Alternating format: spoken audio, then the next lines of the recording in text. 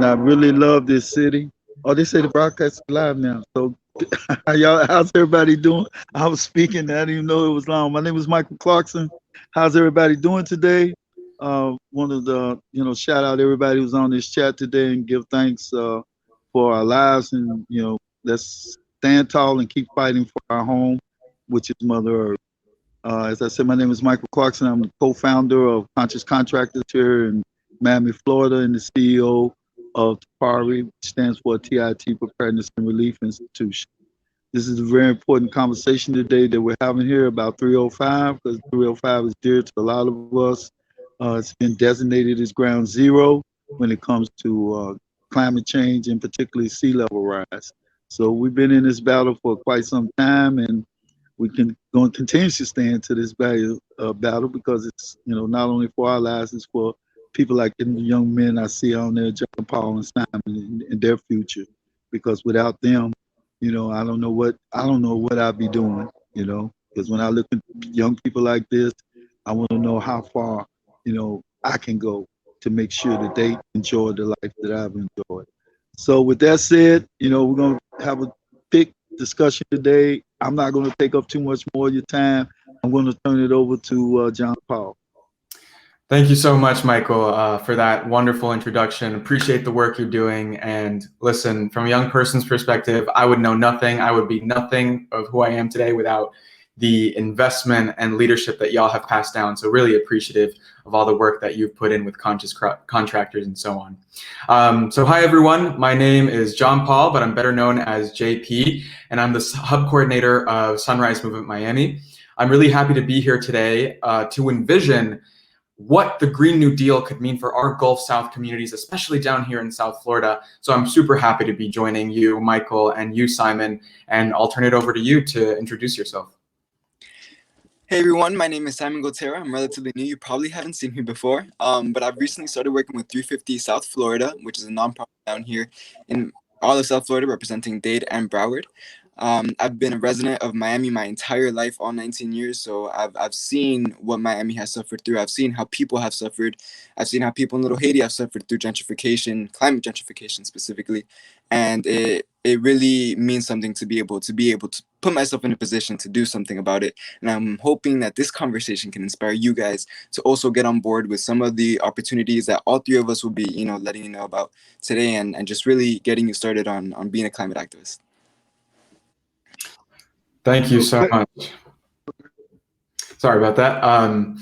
So yeah, as Simon said, we're here envisioning what the Green New Deal could mean for our communities. We know that we are the South. We know that we are different from the rest of this country. We know that we carry a pride and a passion and a culture that we've carried down for generations that is different and thrives like no other culture in this country does.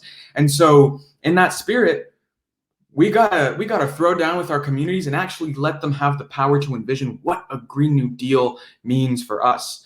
And that's what Michael, that's what Simon, that's what I and so many other people who are tuning in spend a lot of time doing. And so I want to just talk to you a little bit for about like 5 minutes real quick. Just give me 5 minutes of your time to talk about what some of the work that's happening down here. And I want to start off with a story. So when I was 16, Miami was being hit, or was scheduled to be hit, by Hurricane Irma, a hurricane that intensified by the type of dirty energy that's creating this crisis. And my mom and I went off to the home of a more affluent friend and waited out the storm there. And thankfully it changed its trajectory and didn't hit us too bad, but it did hit us in a way. And it was the communities that were already disempowered the most, the Black and brown communities, the ones that we invest in the least, that were hit hard. And that was really personal for me. And that's the first time I felt climate injustice and saw it from my own eyes rather than an article in the New York Times or anything like that. I saw trees toppled over houses and a lot of rubble. But at the same time, I saw something beautiful and uniquely Southern. As the trees were toppled over houses and there were neighbors there ready to pick them up and rebuild. When people had no electricity, neighbors lent lamps and generators to power the homes of others. As folks ran out of food and went hungry, community leaders were there to feed others. That's something that's uniquely Southern to us. That's something that says that we know how to rebuild our communities in the way that is right for us. And that's exactly why we need a Gulf Southern Green New Deal. We need a Green New Deal to mirror what our communities deserve. And that's exactly what I'm throwing down here today. So in conjunction with all the beautiful work that folks down here are doing, down here in Miami, Sunrise has been anchoring and working with different groups to launch a campaign for a Green New Deal. And what we've been doing is bringing our community members into several different spaces and asking them, if you were mayor, if you could enact a Green New Deal, if you had the ultimate power over your community, what would you do? And we got loads of responses. We got leveraging jobs and creating jobs for folks who were formerly incarcerated. We got building mangrove forests and restoring our wetlands down here in South Florida.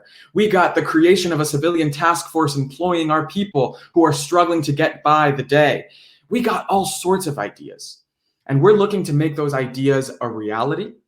And for that reason, I want to invite y'all to enter these Sunrise spaces and enter these conscious contractor spaces and enter these 350 and Thrive spaces and get involved with us to make sure that all the dreams, all the wild dreams, our uniquely Southern dreams exceed just dreams, but become realities.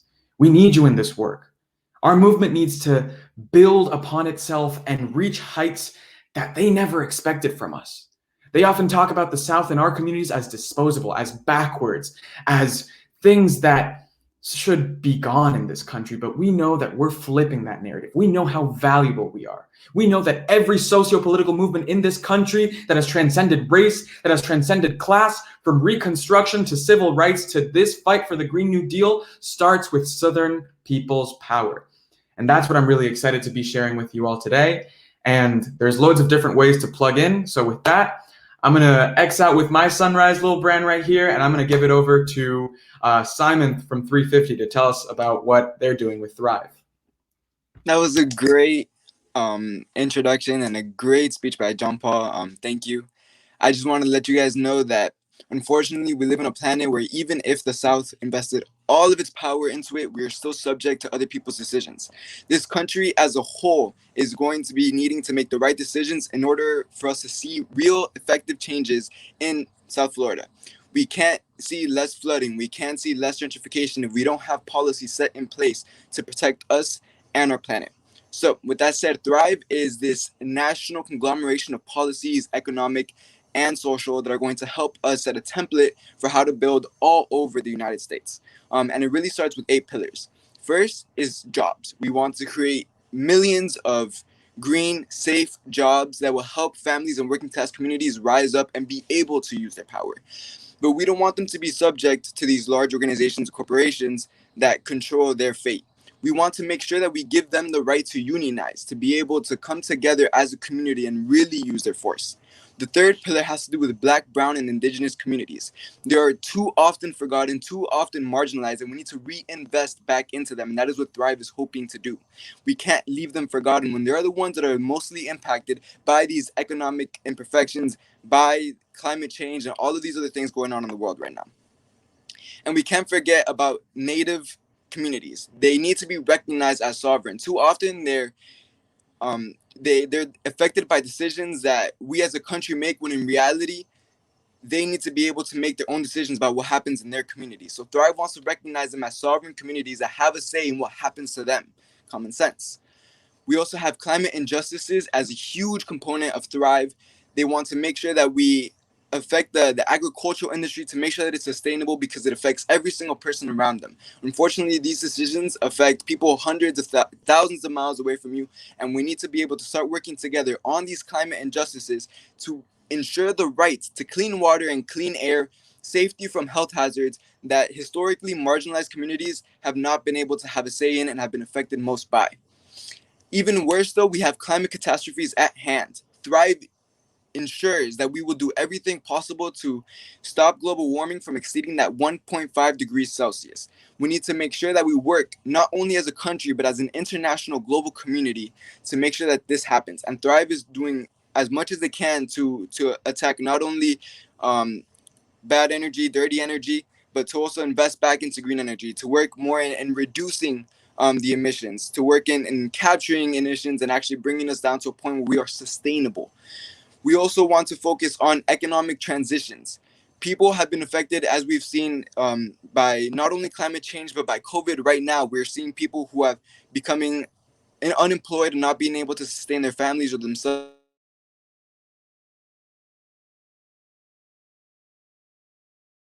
These people. I'm sorry, I'm not sure if you guys can hear me. Sorry. We need to be able to protect these people, these communities, these families. And we also need to make sure that we invest in the public services that make sure that this is possible. The government cannot do it by themselves. We need to make sure that we have institutions in place that are solely for helping people, not for profiting, not for making thousands off exploiting the public people. We need to make sure that we grow this entire community back up. We need to connect. And that is what Thrive is hoping to do. Those are the 8 pillars that we're really focusing on. And 350 and myself are completely supporting this movement. We are completely hoping that you guys get inspired to learn more, to be active members of pushing this ideology into the world, because we need this in the US. It is something that will completely change the blueprint and the structure that has already been built, that we've already seen has failed. So we need change, and we believe that this is one of the best ways in order to accomplish that, to protect everyone that has not been protected in the past.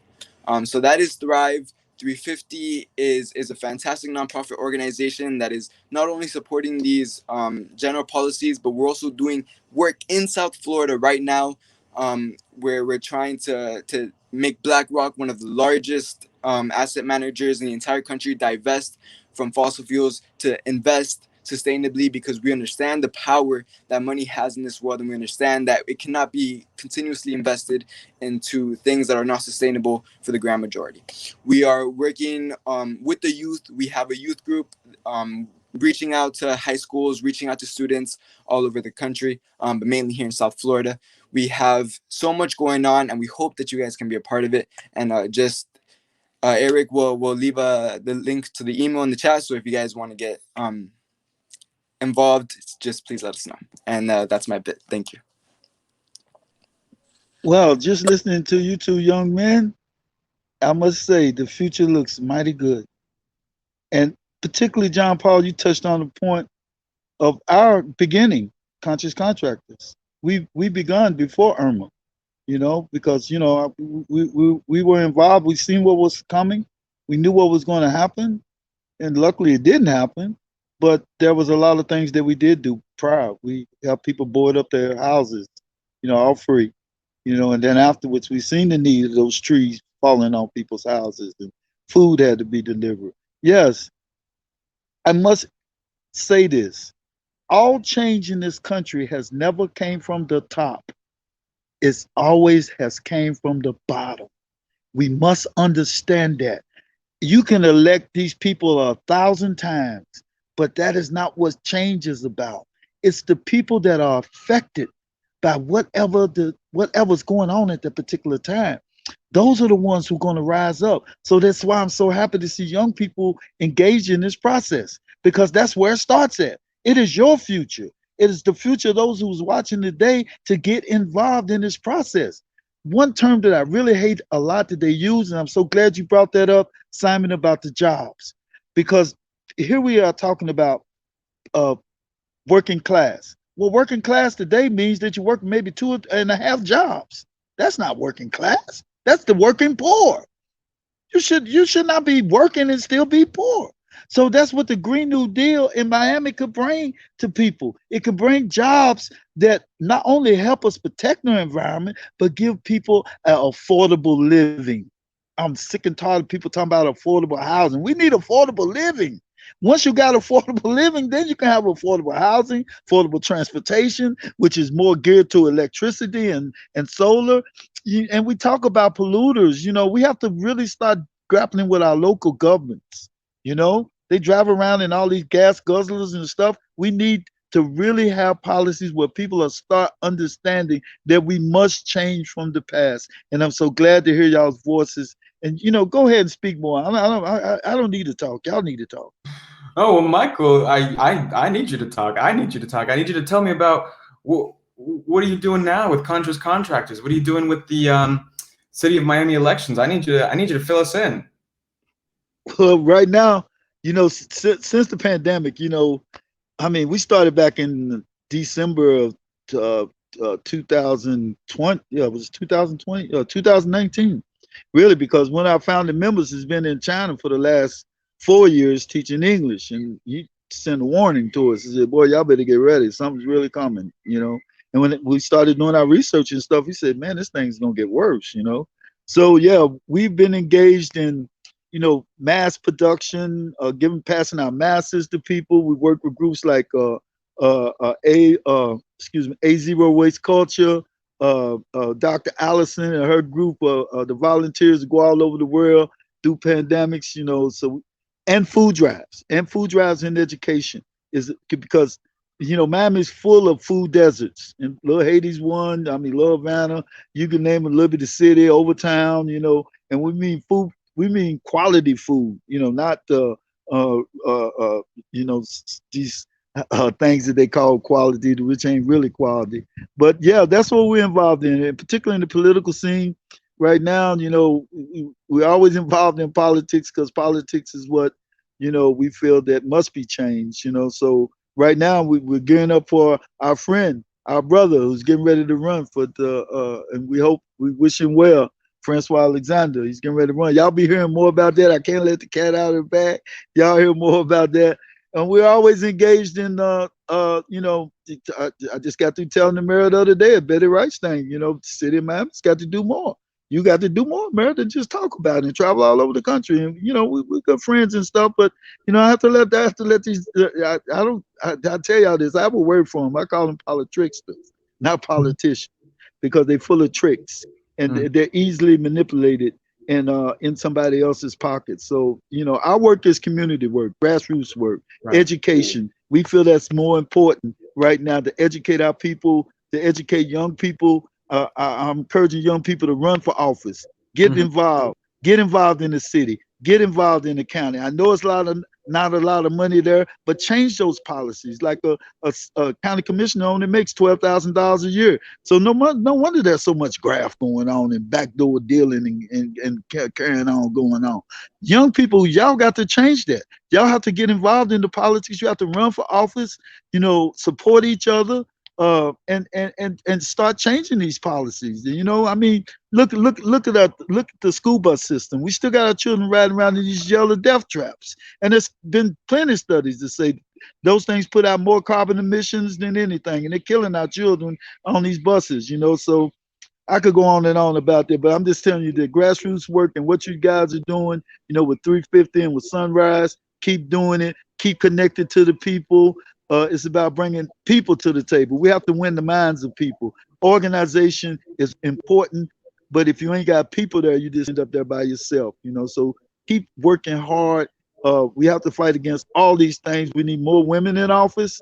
We need more men in office. We got to get back to this is a family situation, and we got to break down all these barriers, and don't let these old people and tell me to shut up, tell us to shut up and go forward, because it's your future. I'm not going to be here in 2000. I hope to be here in 2030.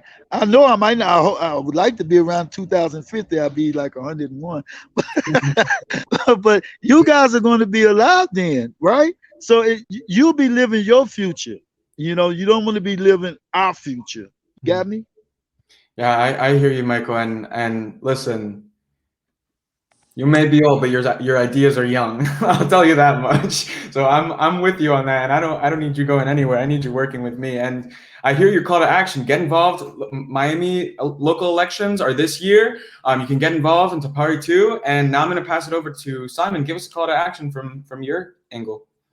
Absolutely. I mean, Michael is right. It is a movement from the people.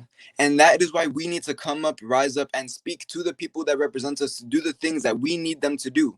Our elected representatives were made to represent us, and they don't do it often enough. But today, we are having an event. 350 is hosting an event. Eric will be posting that link in the chat right now for you guys to this very day become more involved. This very day to speak out, to have your voice be heard. We are making visual art as well as videos in order to communicate to our South Florida Congress people exactly what it is that we need to see them do when it comes to not only economic injustices, but also climate injustices. We want to hear what you guys have to say because it is you guys' voice that is the most important. We need to hear you tell our elected representatives that you want them to build back fossil free. You want them to build back by investing in the Black, Brown, and Indigenous communities. There's something that matters to everyone, and your story is more important than you know. Too often, we don't have your voices heard, and we need them today, 5 o'clock. Please join at our webinar. We'll give you tips and tricks on how to help you guys, but you can start today. The climate change crisis is not bigger than you. You are the point. Every single one of you listening on the other side. So please, please, please come on in and you guys can actually make a difference today. Passing it on to John Paul. Thank you so much. I'm going to go real quick, give a call to action, and give it back to my friend Michael. But absolutely right. Listen, we're all working on the same vision here. We have different groups. We have different ways to get there, but our vision is about justice. Our vision is about solidarity. Our vision is about better days ahead, but not too far ahead. Better days ahead immediately, in the next month, in the next week, in the next couple years. We know that we have the resources. We know we have the action. They're just keeping them hostage. We have all the resources in check. This is the richest country in the history of the world. Yet we lack the resources to invest in our people. We can invest loads in Wall Street and big assets and give big subsidies to oil companies that are polluting and destroying our communities, yet we cannot invest in the good jobs that our people can have. We can invest in bloated policing and prison budgets, yet we cannot invest in recovering the systems of healthcare and housing that benefit our people. We are saying that enough is enough. And us community members in Miami-Dade, Florida, have the ability to echo these demands around a unified platform and make sure that our politicians in office, from our municipal mayors to our county mayors to our commissioners, not only hear us real loud, but take all of these demands and enact them into policy. We know that our movements over the summers with the uprisings, our movements last year with the climate strikes have created this power that is resurgent in Miami that our elected officials are hearing. Mayor Danielle Levine Cava has created avenues for people to engage public input and have informed popular policy on the line with Thrive 305. And Sunrise Movement Miami, along with several of our coalition partners, including 350, including Conscious Contractors, including loads of the groups that we love, are developing a platform for a Green New Deal, a platform that says enough is enough with the violence that you usher upon our communities through prisons and policing, enough with the holding hostage of resources as you can't give us job or invest in our communities. Enough is enough. We have to invest in our communities, and through that, envision how we're going to act as if we are ground zero for the climate crisis, because we are, and give our people the resources, resilience, infrastructure, and means necessary to withstand a crisis that is existential. So if you want to get involved in this campaign, if you want to help articulate the vision for what we need and what we deserve, go to sunrisemovement.com. You'll go down to the bottom of the page, you'll see a map. You'll search up Miami, that beautiful name of the city that we live in, and you'll be able to plug into our hub. I'll get the email right away that you want to join us. I'll schedule a one-on-one with you, and we'll start building that power together. Me, you, and the people and places that we call home and that we love. So with that, I want to thank you so much, and I'm going to give it over back to Michael now to close us off.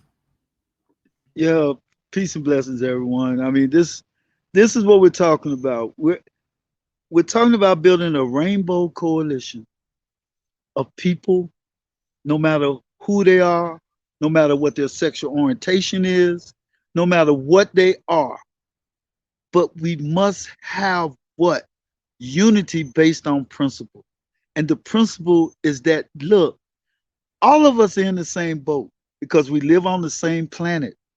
We live on this earth.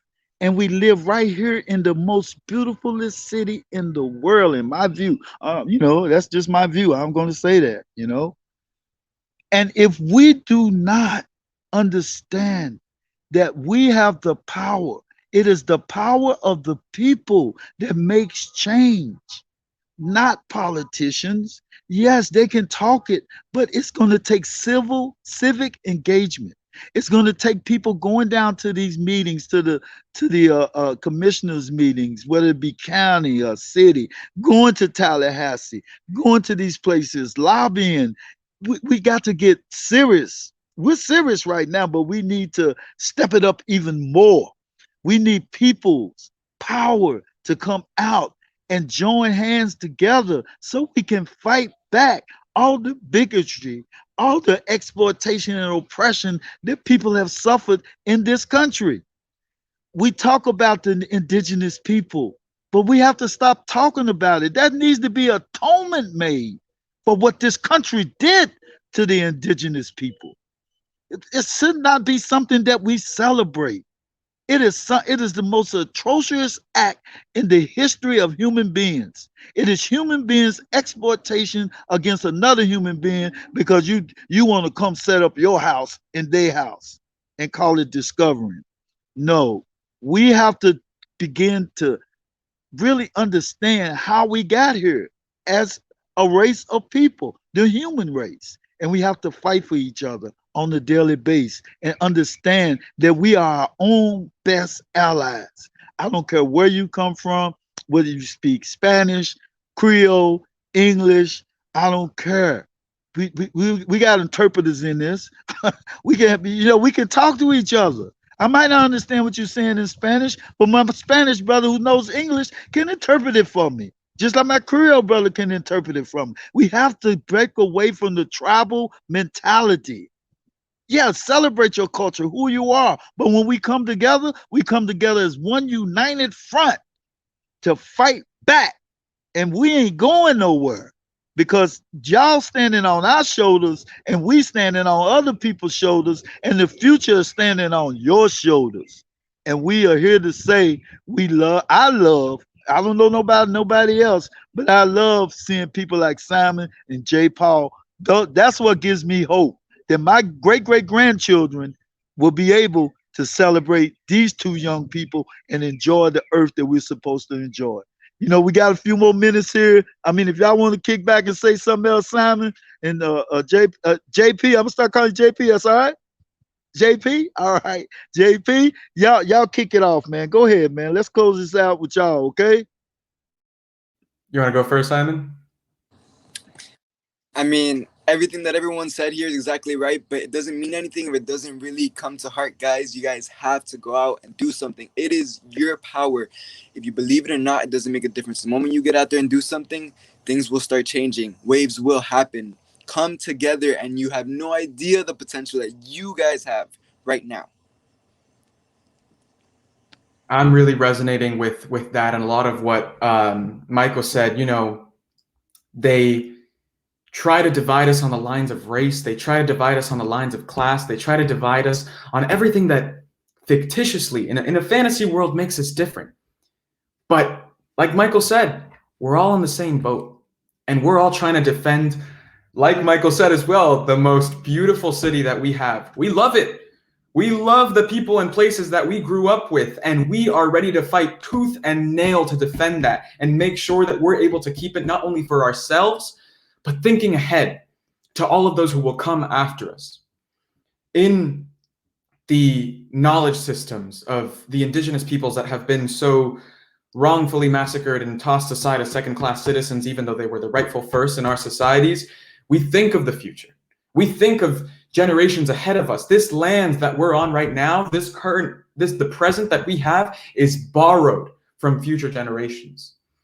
So all of us living in Miami today and in the Gulf South and everywhere on the planet have the responsibility to break away from the systems that have been so violent for so long, the systems that have created the crises that we have at hand today.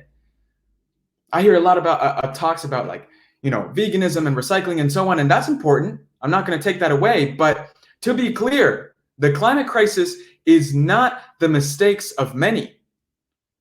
It is the choice of a few people that have fueled this crisis. But the responsibility of the many today, our movements here, is to break away from that. Because although it might be an uphill battle, although it might seem like they have hoarded all the power, we are the ones that legitimize their power.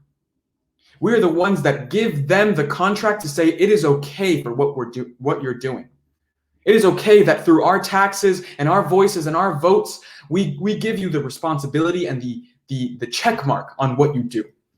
And when we withhold that by taking to the streets, by lobbying, by being loud, by voting them out, by voting us in, by us having the strands of power that we deserve, that's how we take it back. That's how we take back the world that we deserve. That's how we will secure in the bag a Green New Deal that is built in our vision as Southern people, our vision as Haitian people, our vision as Hispanic American people, our vision as Latina people, our vision as people across race and class that are defining what a good world and Green New Deal means for us. So with that, I want to thank my two amazing brothers right here for coming on here and having this discussion, which honestly has brought me so much life and light today. And thanks to y'all, I carry a fire in me that I look to expand and bring love into this movement in the ways that you all have.